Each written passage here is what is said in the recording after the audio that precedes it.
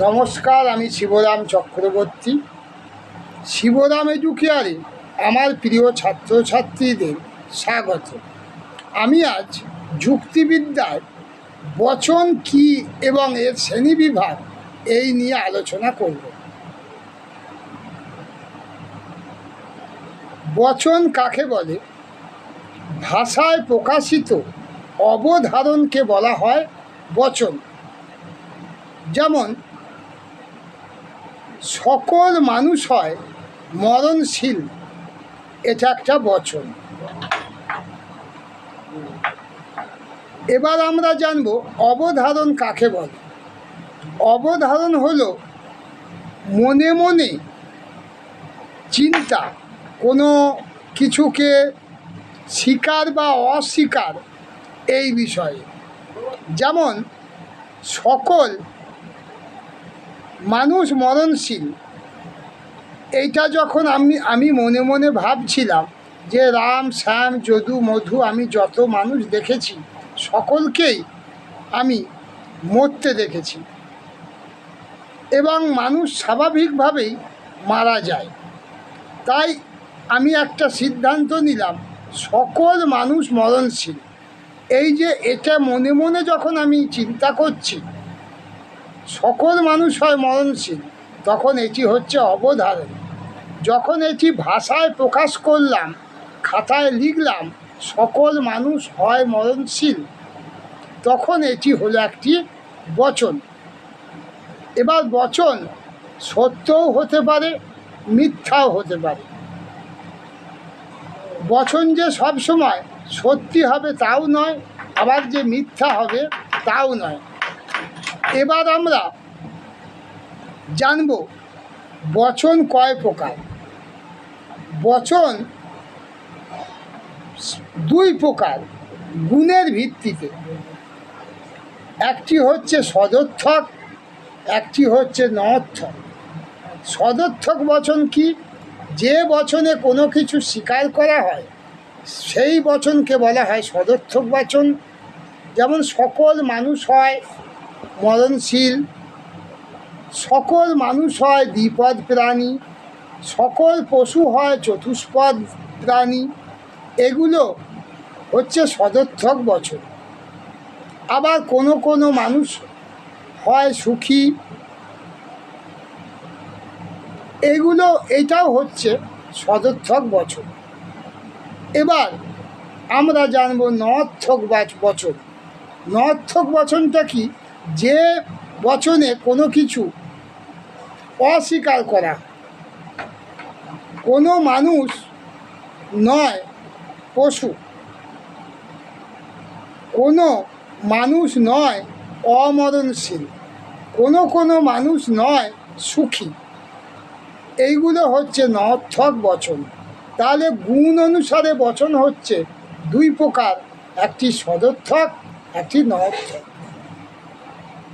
এবার বচন বাক্য থেকে বচনে রূপান্তরিত করা যায়। সব বাক্যকে বচন বলা যায় না, কিন্তু সব বচনকেই বাক্য বলা যায়। একমাত্র ঘোষক বাক্যটাই বচন। এবার আমরা বচনের পরিমাণ অনুসারে শ্রেণীবিভাগটা জানব। পরিমাণ অনুসারে বচন হচ্ছে দুই প্রকার, একটা সামান্য, একটা বিশেষ।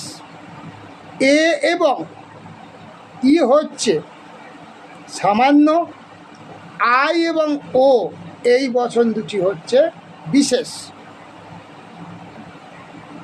এবার এ বচন উদাহরণ হলো সকল মানুষ হয় মরণশীল।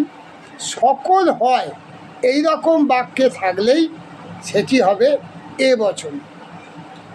এটি একটি সামান্য বচন। আবার কোনো মানুষ নয় পশু,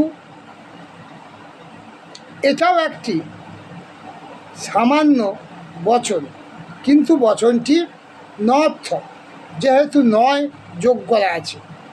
তাই কোনো নয় এইটা হচ্ছে ই বচন, এরকম থাকলে সেটা ই বচন হবে।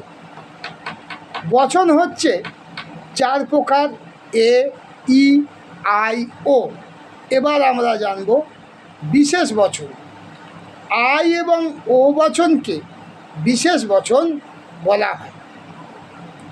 তাহলে পরিমাণ অনুসারে বচন 2 প্রকার, একটা সামান্য, একটা বিশেষ। এ এবং ই হলো সামান্য, আই এবং ও হলো বিশেষ। বিশেষ বচনগুলো কিরম হয়? কোনো মানুষ নয় সুখী, এটা একটা বিশেষ বচন, এটা ও বচন। কোনো মানুষ হয় সুখী, এটা আই বচন, এটাও একটি বিশেষ বচন। এইবার আমরা গুণ ও পরিমাণ অনুসারে বচনকে ভাগ করব 4 ভাগে।